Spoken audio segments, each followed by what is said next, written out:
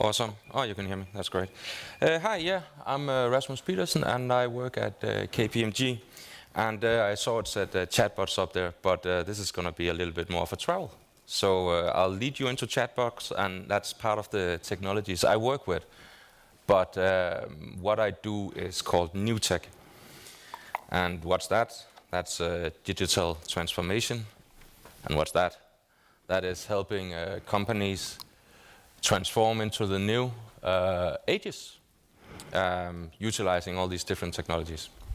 So it'll be a nice lead-in for the guys from Oracle that'll focus 100% on chatbots, but this is a little bit of a travel. Okay, I'm going to divide it up into 3 sections. What you should be doing right now, what to do soon, and what the future holds. This is what you already should be doing, basically. Business process management, you all know that. 2 different flavors of robotics and machine learning. The enablers are artificial intelligence and Internet of Things, of course. Weirdly enough, I'm standing here and talking about business process management, and this is a new tech seminar. The reason I do this is because I've spent a little time in the Icelandic market, and the Icelanders are great doers, but when it comes to hardening your processes and maturing, that might be somewhere we could spend a little bit more time on, and this is one of those tools. Another great point is that if you start looking at your processes, having them hardened, you will start maybe hiring a business analyst. And a business analyst is a key to a lot of the activities I'm going to talk about. You will have developers and such, but for starters, a business analyst going out into your company, finding out where are our pains, what solution could we use to help those pains. That's a great start. All right. This is the problem in a lot of Icelandic companies. Champ? I can't see anything on the screen here. That's like, well, that's okay. I'll just. The problem is we have lengthy process execution. There's poor knowledge sharing, low control. All these problems. Use them as an opportunity to gain process excellence. I'm not here to sell you a solution. I'm not here to tell you, use this or that piece of software. There's tons of software out there that you can use. Basically, just start out with a pen and paper. That's all you need. And then you can map all your processes. And I think that's a key element. If you do that, now this slide kind of stipulates that you have a system on board, because you will be doing process redesign. You will be looking at your processes and saying, okay, cool, that's great. How can we do a to be? How do we want to act in the future? It's a little bit lean. Out here, process intelligence, interesting. You'll start learning with a system. If you deploy a system, you'll start learning, okay, who's the performer here? Who's not performing? Who should we be using to train the other guys? Where are our bottlenecks? All these kind of things. A lot of the solutions nowadays also have collaboration platforms where you can send tasks to each other, so it kind of becomes a Facebook for the company. Added value. And of course, business transformation. That's the boring part. Now it gets funny. RPA, I'm a specialist in that, and yeah, what's that? I have a really lengthy slide on it. Basically, you have a rule-based process in your company. I see customer onboarding or somewhere in your back office. You have something that's rule-based and the data is structured. Okay?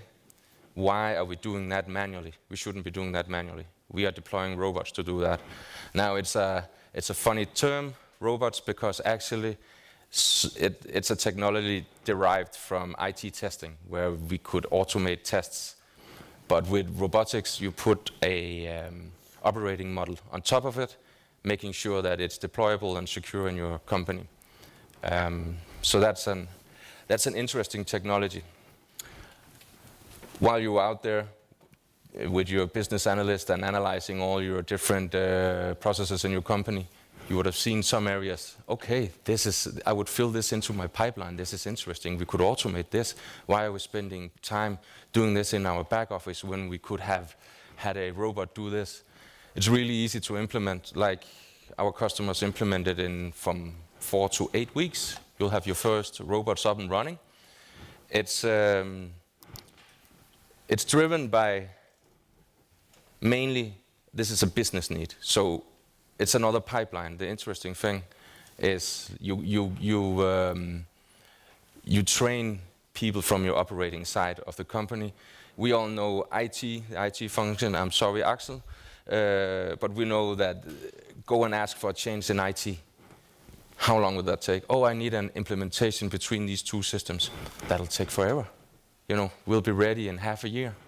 So now the business side of companies are addressing us, coming to us, asking, can you help us do a robotic process automation factory?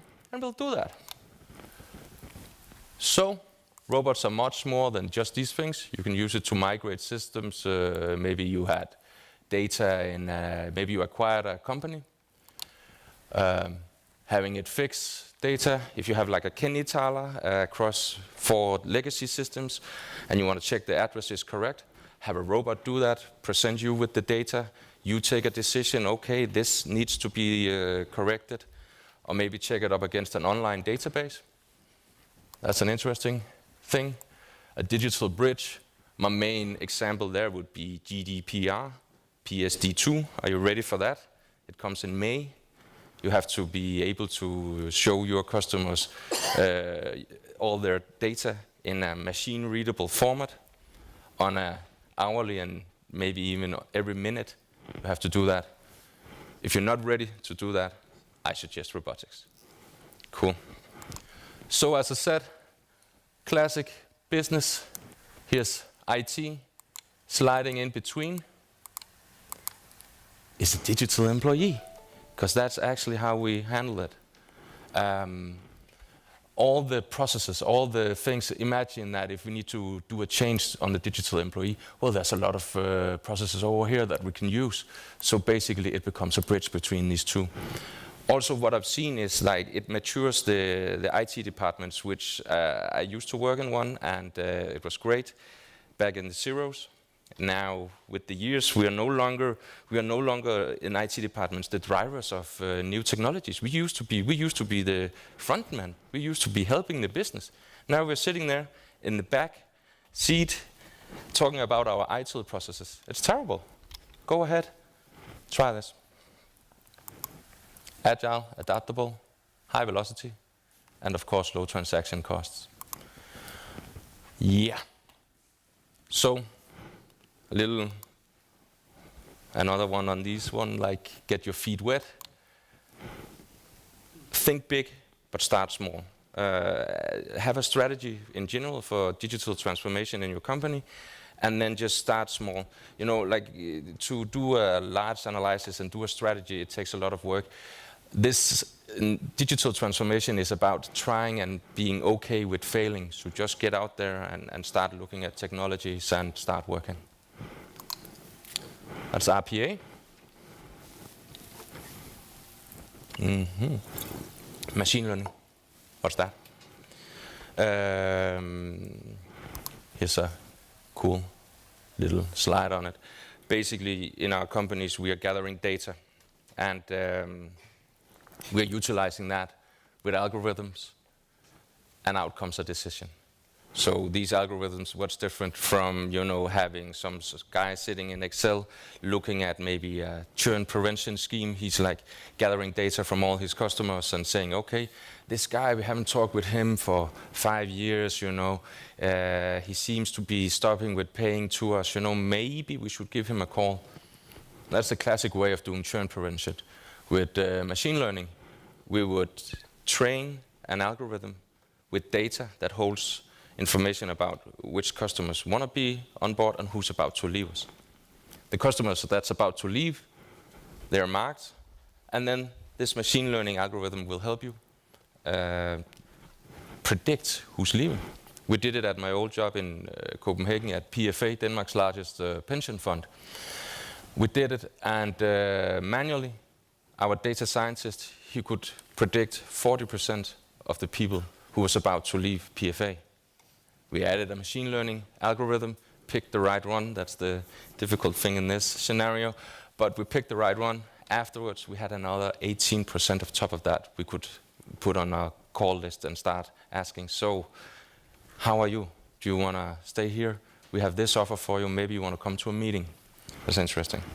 So the kicker is you leave feedback back into the algorithm and it changes. So now you have a learning piece of machine in your company. That's interesting.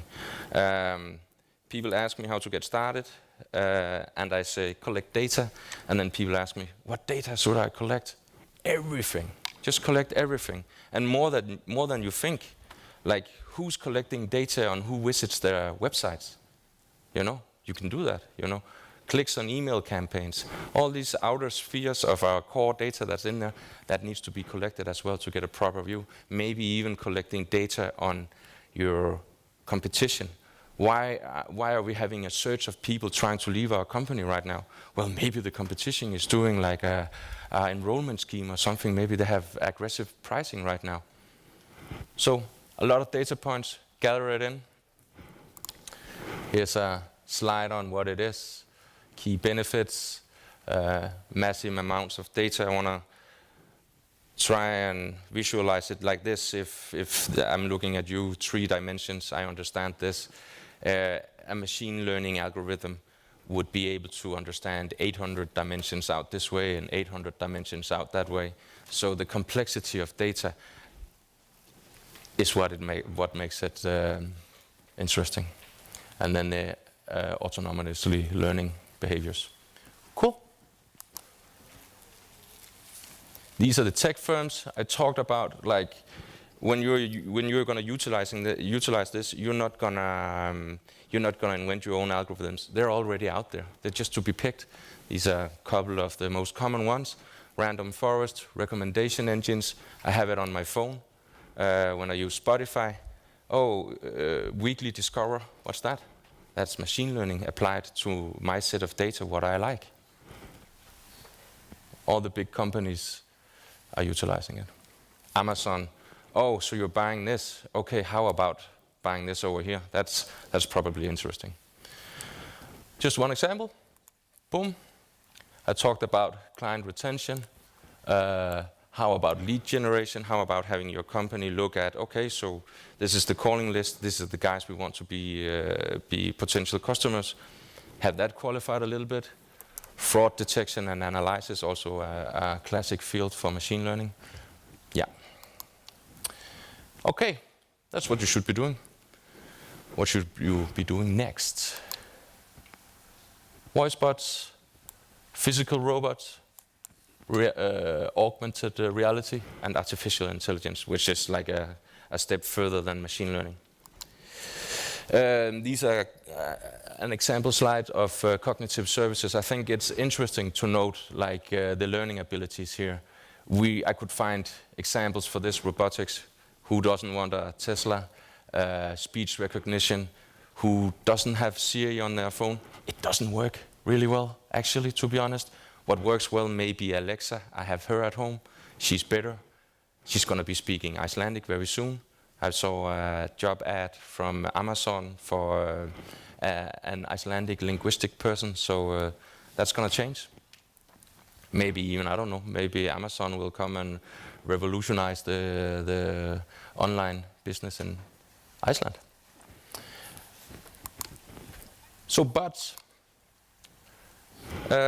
If apps were the new browsers, then I think that bots are the new websites, basically.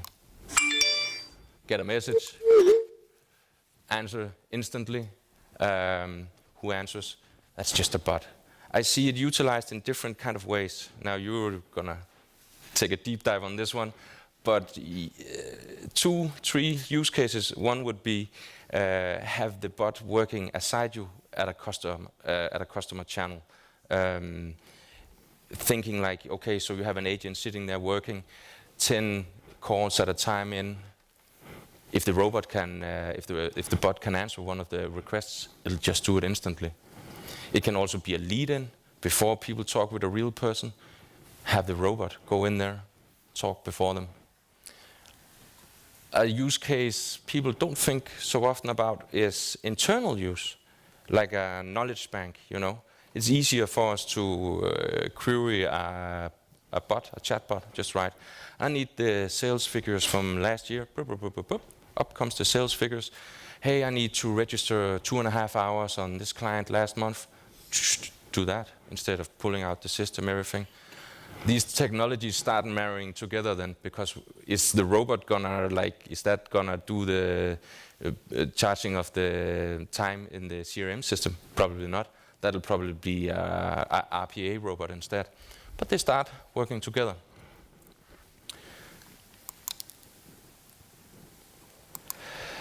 Yeah, we all know that cars, phones, Google Homes, this one you can buy in Elko, big thing.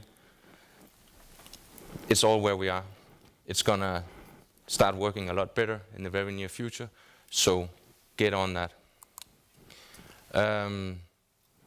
Physical robots is an interesting field. I used to work for Region Hovedstaden, that is a Danish municipality that has all the hospitals in the greater Copenhagen area. They are now testing movement of their patients from one room to another. That used to be a job for old guys smoking cigarettes back and forth like this. Now we have robots doing that. Moving of blood samples, food to the different departments. That's all going to be robots. They were talking, when I left, they were talking about a 30% cut in their general costs by utilizing robotics. That's interesting. Got a little slide more here. Boom. Yeah, this is not my figures, but an interesting field to attack, at least. I have 6 tips for you to start your journey. Get smart, lead IT. As I say, some IT departments are legacy driven, are old, have all their pipelines clogged. Help them free up some time, work more agile. We need to be more agile. Look forward, don't follow the business. Most of all, in my opinion, get started and get scale. A lot of the time I see implementations of proof of concepts and it's not really implemented fully. And it might never be, or it takes too long time. So have scaling thought into the solutions you're going to do from the very beginning. Okay, now it gets really fun. Where are we heading?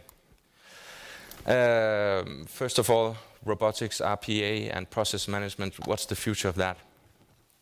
I think that very soon RPA solutions will become self-healing. If anybody with a little bit of knowledge with RPA, they know that when a robot has to click an OK button somewhere in a computer system, that's okay, it'll do that. Now there's a new version of that computer system rolled out to all the clients. The robot can't find that button anymore. That's not a problem in the future. Even further out, we might be installing agents on our clients. They will be surveying all the work we do manually, doing a process map, maybe even automating, and then you just have to acknowledge saying, okay, this process is automatic now. That's probably a little bit further out in the future, but a really interesting thought. Okay. Oh, I forgot to turn on my phone. This is a cool app, and this is where it turns into ethics as well. Utilizing artificial intelligence and 15 years of development, there's now companies able to sense with AI, what are your feelings? How can that be utilized? That can be utilized in a lot of ways. In the States, they're already doing it. In their call centers, they have like maps, and then when people come in 10 seconds after they've called in, they can hear, okay, so this person is aggressive, this person is showing remorse, this person needs different kinds of help. Would we deploy that in Iceland? Probably not right now, but it's really, really interesting. The app is called Moody's. try and download it, and it's a great taster for it. I did it with my girlfriend. It was really funny because she said it doesn't work, and I was like, well, try lying to it. And the first thing it came up with, she's impersonating someone. So it works. It works. Furthermore, simulations are getting human attributes. So in order to us getting closer, utilizing robotics, we may be a little bit scared. We may be a little scared of what is going to happen with AI. But further out, having something that resembles a human, this is a simulation that reacts to a person standing in front of it with a web camera. And that person is showing emotions, and the simulation reacts. So if I were to show it anger, it would be scared. That's going to be great when we start engaging AI in new ways. Finally, we would be augmenting the world around us. I see I'm running out of time. Sound augmentation. I just got to Iceland. I would love a couple of these that'll allow me to hear Icelandic as English. Still working on that language. Visual, AR, and VR. Interesting fields at IAKI Architects, my girlfriend's company. They are using VR to show how the buildings are going to be. They can navigate around in it. Customers love it. That's two interesting fields. At my old job in Region Hovedstaden, again, we had particle accelerators used to cure cancer, basically beam cancer out. The time frame for these machines, they're really expensive machines, and it's minute planning that goes into, okay, so this patient comes in 2-minute slot, get that out again. We can't have doctors training on that. They used virtual reality to be training different scenarios. It's really huge cost saver there. Finally, to round it all off, quantum computing might change everything, as AI might change everything. What's quantum computing? Basically, it's the superposition of a bit. We can have 0 and 1 in a classic computer. Here it can have a superposition. What does it mean? It means that the processing power will rise to a level unknown to us. And what's the effects of that? Well, basically, internet security, for instance, will be gone. Banks might be broken. We don't know. People are still discussing, will this become actual technology? Google is working on it. IBM have a quantum experiment that you can go home and fiddle with right now if you want to. So I'm pretty certain that it'll become a technology emerging in the future. Of course, it'll also drive artificial intelligence, and with that, pushing towards what some people will call singularity. That's a word I'm not going to go into now. You can go home and Google it. Yeah, that's it from me. Tak fordi